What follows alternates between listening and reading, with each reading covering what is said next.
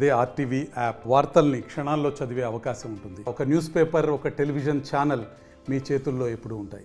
అన్నదాత సుఖీభవ కేంద్ర ప్రభుత్వం రాష్ట్ర ప్రభుత్వం కలిపి రైతుల ఖాతాల్లోకి జమ చేసినటువంటి నేపథ్యంలో మడక్సిర నియోజకవర్గంలో భారీ ఎత్తున ట్రాక్టర్లతో ఇక్కడ ర్యాలీ నిర్వహిస్తున్నటువంటి నేపథ్యం, ఎమ్మెల్యే కూడా ట్రాక్టర్ నడుపుతూ తను పాల్గొంటున్నటువంటి నేపథ్యం.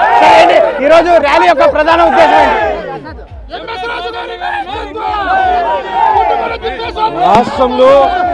రాష్ట్రంలో రైతులకి పండుగ దినం, రైతు సంక్షేమ ప్రభుత్వం, రైతు బిడ్డగా గౌరవ ముఖ్యమంత్రి చంద్రబాబు నాయుడు గారు ఎన్నికల ముందు రైతులకి, రైతు కూలీలకి ఏవైతే హామీలు ఇచ్చారో అవన్నీ అమలు చేస్తున్నటువంటి సుదినం.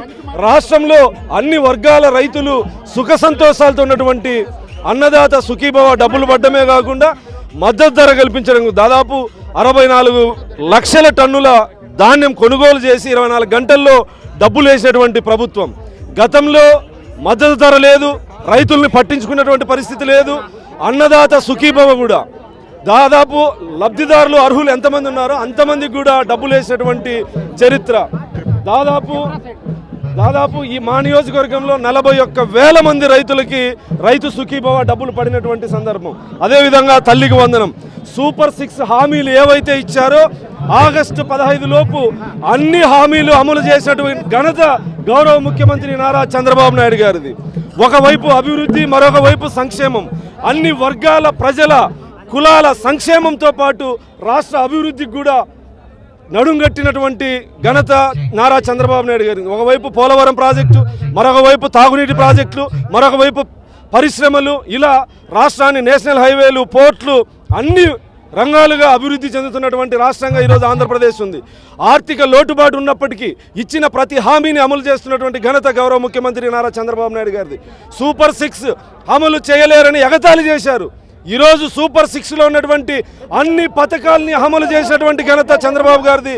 ఆగస్టు 15వ తారీఖు స్త్రీ శక్తి ఉచిత బస్సు, మహిళలకు ఉచిత బస్సు పథకం అమలు చేస్తే సూపర్ 6లో అన్ని హామీలు అమలైనట్టే.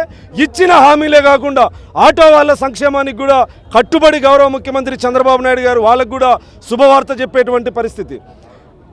ప్రతిపక్ష నేత జగన్మోహన్ రెడ్డి గారు ఎగతాళిగా సూపర్ 6 లేదు అని చెప్పేసి ఎగతాళిగా వైఎస్ఆర్ కాంగ్రెస్ పార్టీకి పిలిపించి కార్యక్రమం చేస్తా అంటే మినిమం గ్రామీణ ప్రాంతాల్లోకి వైఎస్ఆర్సీపీ లీడర్లని రానివ్వనేటువంటి పరిస్థితి ఉంది. బాబు షూరిటీ, భవిష్యత్తు గ్యారంటీ అనే విధంగా ఈరోజు నిరుద్యోగులకు కావచ్చు, సంక్షేమం కావచ్చు, రైతులు కావచ్చు, రైతు కూలీలు కావచ్చు, అన్ని వర్గాల ప్రజలు, అన్నా క్యాంటీన్లు కావచ్చు, ఏదైతే గౌరవ ముఖ్యమంత్రి ప్రతిపక్ష నేతగా హామీలు ఇచ్చారో అన్ని హామీల్ని, ఆర్థిక ఒడిదొడుకుల్ని ఎదుర్కొని ఈరోజు ఇచ్చిన మాటకు కట్టుబడి సంక్షేమ ఆంధ్రప్రదేశ్గా ఒకవైపు, అభివృద్ధి ఆంధ్రప్రదేశ్గా మరొక వైపు నడిపిస్తున్నటువంటి పరిస్థితి మీరందరూ చూస్తూ ఉంటారు. మడక్సిర నియోజకవర్గంలో రైతులందరూ స్వచ్ఛందంగా దాదాపు 700 నుంచి 800-900 ట్రాక్టర్లు రైతులు స్వచ్ఛందంగా కార్యక్రమానికి పిలుపునిస్తే అందరూ తల్లి రావడం జరిగింది. మా నియోజకవర్గంలో రైతులంతా సుఖ సంతోషాలతో ఉన్నటువంటి పరిస్థితి. ఇదే విధంగా రాష్ట్రంలో ఉన్నటువంటి ప్రజలందరూ కూడా వైఎస్ఆర్ కాంగ్రెస్ పార్టీకి స్కాములు చేసి, అవినీతి చేసి జైలు బాట పడుతూ ఉంటే తెలుగుదేశం పార్టీ కార్యకర్తలు ప్రజల బాట పడుతూ ఉండడానికి ఇదొక నిదర్శనమని సందర్భంగా తెలియజేస్తాం. సార్, అమ్మఒడి లాంటి పథకాలు, ముఖ్యంగా కూటమి ఇచ్చిన పథకాలను ఏమాత్రం అమలు పరచలేదు, అసలు వారిని పాలించే హక్కు లేదు అన్నట్టు మాట్లాడుతున్న నేపథ్యం, అమ్మఒడి లాంటివి తూతూ మంత్రంగా చేశారనేది ఒకటి. అసలు అది మాట్లాడిన వాళ్ళకి బుద్ధి ఉందా? తూతూ మంత్రంగా ఇచ్చింది జగన్మోహన్ రెడ్డి.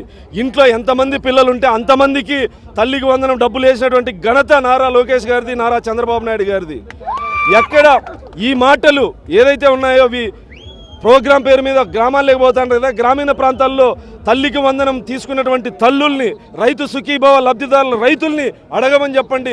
రైతులే కాకుండా కౌలు రైతుల సంక్షేమానికి కూడా కట్టుబడినటువంటి ప్రభుత్వం గౌరవ ముఖ్యమంత్రి చంద్రబాబు నాయుడు గారి కూటమి ప్రభుత్వం. సార్, ఫైనల్గా సార్, ఇప్పుడు ఏదైతుందో మడక్సిర నుంచి గతంలో వలసలు వెళ్ళేది, ఇప్పుడు ఆ వలసల్ని అరికట్టేందుకు మీ వంతుగా కృషి ఏం చేస్తారు? వలసలను అరికట్టేందుకు పరిశ్రమలు తీసుకొస్తున్నాం, సోలార్ ప్రాజెక్టులు తీసుకొస్తున్నాం. త్వరలో సెప్టెంబర్ చివరి వారం లోపు గౌరవ ముఖ్యమంత్రి గారి ద్వారా 3,000 కోట్ల డిఫెన్స్ ఫ్యాక్టరీ ప్రారంభిస్తున్నాం, గార్మెంట్ ఫ్యాక్టరీ ప్రారంభిస్తున్నాం. సోలార్ ప్రాజెక్టులు ఇప్పటికీ 7,500 కోట్ల రూపాయలతో జీవోలు జారీ అయ్యాయి. రైతులు భూములు సోలార్ ప్రాజెక్టుకి ఇస్తా ఉన్నారు. ఇంకా 7,500 జీవో రావాల్సి ఉంది.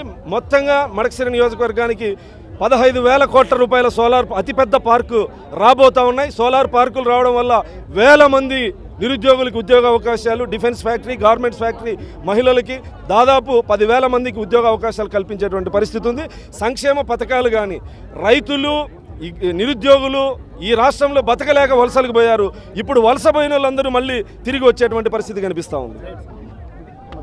మడకశిర ఎమ్మెల్యే చెప్తున్నటువంటి ఇక్కడ మడకశిరలో ఉన్నటువంటి వలసలు అనేటివి అరికట్టేందుకు అనేక రకాలుగా మేము కూటమి ప్రభుత్వం ప్రయత్నం చేస్తోంది అని, ఇటువంటి పరిస్థితుల్లోనే ముఖ్యంగా ఏదైతే ఉందో ఈరోజు గతంలో జగన్మోహన్ రెడ్డి ఇచ్చినటువంటి హామీలను ఏమాత్రం నెరవేర్చకపోగా అతను తూతూ మంత్రంగా అమలు చేసినటువంటి నేపథ్యం, ఇటువంటి పరిస్థితుల్లోనే ముఖ్యంగా ఏదైతే ఉందో అమ్మఒడి లాంటివి అంతమందికి ఇస్తామని చెప్పేసి ఒకరికి ఇచ్చినటువంటి నేపథ్యం, ఇటువంటి పరిస్థితుల్లో ఇక్కడ ఏదైతే ఉందో కూటమి ప్రభుత్వం ఇచ్చిన హామీలను పెద్ద ఎత్తున అమలు పరుస్తోంది. అందులో మడకశిర నియోజకవర్గంలో వలసలను అరికట్టేందుకు మేము పెద్ద ఎత్తున ఫ్యాక్టరీలు కూడా తీసుకొచ్చేందుకు సన్నాహాలు చేస్తున్నాము అని చెప్పేసి మడకశిర ఎమ్మెల్యే ఎంఎస్ఏ రాజు చెప్తున్నటువంటి నేపథ్యం.